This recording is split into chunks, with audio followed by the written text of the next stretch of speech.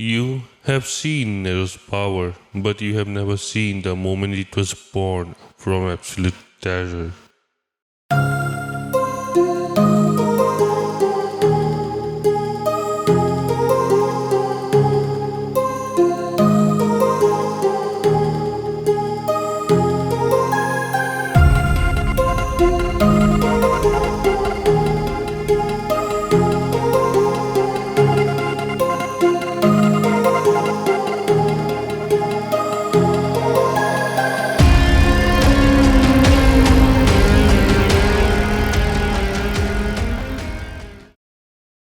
Hey Hollow Dwellers, welcome back to Jester's Hollow, where we explore the psychology, design and the hidden storytelling behind our favorite games. Today, we are diving into the untold story of Nero's Devil Bringer, a limb shaped by fear. Because this arm isn't just a weapon, it's a symbol of everything he was terrified to become. Before we jump into the deeper layers, here's a quick setup. We are in Fortuna, a city that worships Dark Knight Sparta as a god. Nero is a holy knight in the Order of the Sword, an organization sworn to eradicate all demonic presence. But prior to the events of Devil May Cry 4, an incident involving a demon attack leaves Nero's arm gruesomely injured. It begins to transform into something monstrous, the Devil Bringer. He hides it, ashamed and afraid of what it means in a society that preaches absolute purity. And that's all the background we need. The rest happens inside the world and inside Nero's mind. One of the first things Devil May Cry 4 establishes is Nero's profound sense of alienation. On the surface, he is brash, rebellious, and openly dismisses the religious dogma surrounding him. He is the punk kid who wears headphones during a sermon. But this isn't just attitude, it's a front, a defense mechanism. The truth is, he's hiding a secret that he believes will make him look like a monster in the eyes of everyone he knows, especially Kyrie, the woman he loves. This isn't just a backstory, it's a deliberate, brilliant technique that makes you, the player, feel his isolation and body horror.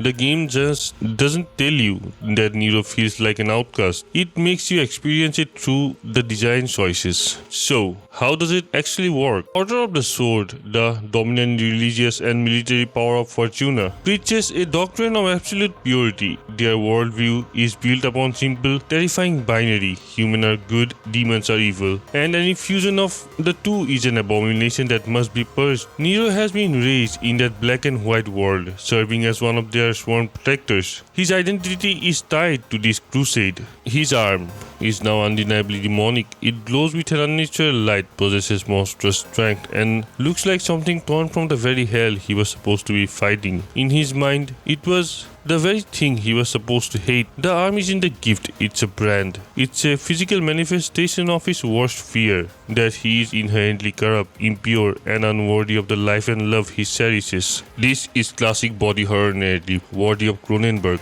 His body has betrayed him, mutating into something alien and terrifying. The game forces us, the player, to see the arm not as some cool power-up, but as a source of shame and fear. Every time we use Devil Bringer in the early game, there is a disconnect between gameplay effectiveness and its narrative weight. We are wielding his shame as a weapon. This creates a powerful link between player and the protagonist, forcing us to share his internal conflict. This is what pulls players deeper without consciously recognizing it. We are not just controlling a character, we are inhabiting his anxiety. The weight of the arm becomes our own. This is where the game's hidden narrative mechanics starts to reveal themselves. To truly understand Devil Bringer, we must look at the moment it was born, not as a glorious burst of power, but as an eruption of disruption. The Devil May Cry 4 Deadly Fortune novelization reveals that his arm transformed while he was protecting Kyrie from ferocious demon attack years before the game begins. He was injured, cornered, and terrified of losing her. But his power didn't awaken because he wanted it to. It tore itself into existence to save him. Most players see this as just a cool origin story, a necessary plot point to explain his powers. But there is a deeper psychological layer underneath. This ties directly to the concept of integration of the shadows, a fundamental idea of the Jungian psychology. Carl Jung proposed that every individual has a shadow self, the part of our psyche that contains all the instincts, impulses, and traits that we repress because we find them unacceptable, dark, or shameful. To become whole, individual person, one must confront this shadow, acknowledge it, and integrate it to their conscious self. Nero's Devilbringer is his literal physical shadow. It is his demonic heritage he never knew he had, a part of himself that his entire society taught him to loathe. He spends years hiding it, repressing it, hating it. But in the moment of crisis, protecting the person who represents his connection to the normal human world, he is forced to use the part of himself he loathes the most. The demonic arm he sees as a curse becomes his only means of salvation. Design brilliantly reflects his internal struggles. The Devilbringer is mapped to a unique button separate from the sword and gun. It feels like an external tool, something you activate rather than a natural part of his moveset. You are making a conscious choice to tap into his shadow.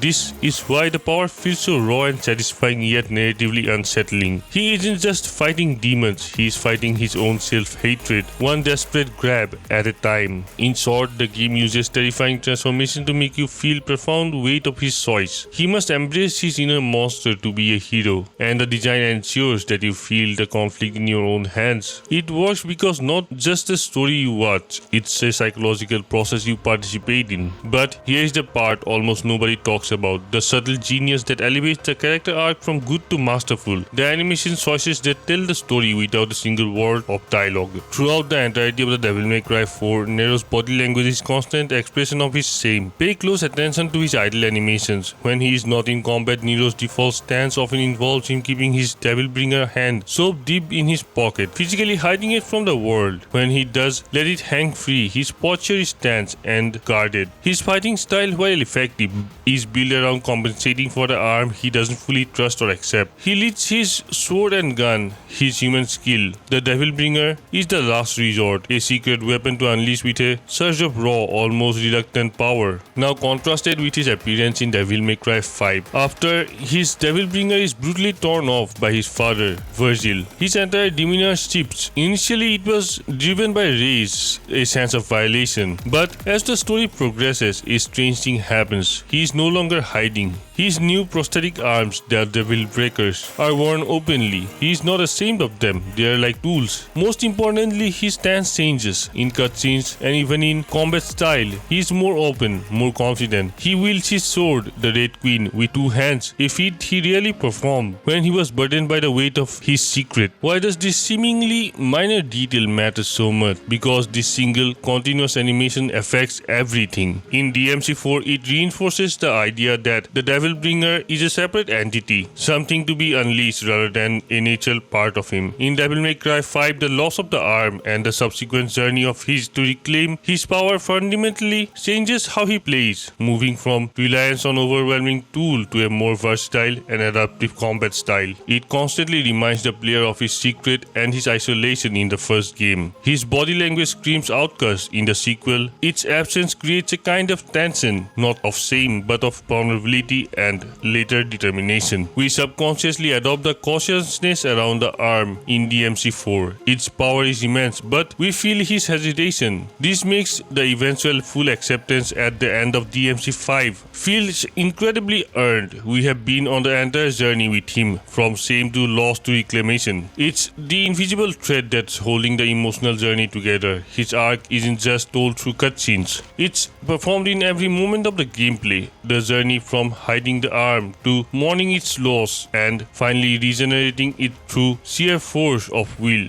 is the core of the entire character. Everything we have explored, the crushing body horror to Jungian shadow self to subtle storytelling woven into his animation, leads to one final powerful conclusion. Nero's greatest strength was forged in the crucible of his greatest fear. The Devilbringer was never just a weapon, it was the physical manifestation of his journey towards self-acceptance. For years he saw it as a mark of monstrosity, a symbol of everything that made him different and unworthy. He fought to hide it, control it and deny it. But the narrative of Devil May Cry is relentless in the theme. You cannot deny who you are. It is only when the arm is stolen from him that he realizes the true worth. It wasn't a curse, it was a part of him. Its absence leaves a void, not of shame but of identity. His quest is in DMC5 is not just to get revenge, it is a quest to become whole again. And in that final climactic moment when he stands between his father and his uncle, his resolve to protect his family, both human and demonic, becomes absolute. He stops trying to be one thing or the other. He accepts it all. The human heart that loves Kyrie and the demonic blood that flows from Virgil. In that moment of perfect synthesis, his power is reborn, not as some monstrous appendage, but as an integrated part of his being. He doesn't get his arm back, he becomes his true self. By learning how to wield that monster on his arm, he learns to accept the demonic blood in his veins, ultimately giving him the strength to surpass his own limitations, confront his own father, and become a hero in his own right, on his own terms. This is why Nero lingers in our minds long after the credits roll. His story is not about gaining power, it's about brutal, painful, ultimately beautiful process of accepting one's self, scars and all. So what do you think? Did you see Nero's arm as a source of shame before it became his strength? Or what other game tells stories through their animations? Share your thoughts in the comments. I read each and every. If you want more deep dives into psychology of the games, don't forget to like, subscribe and ring that bell. And this is Jester signing off of Red Grave.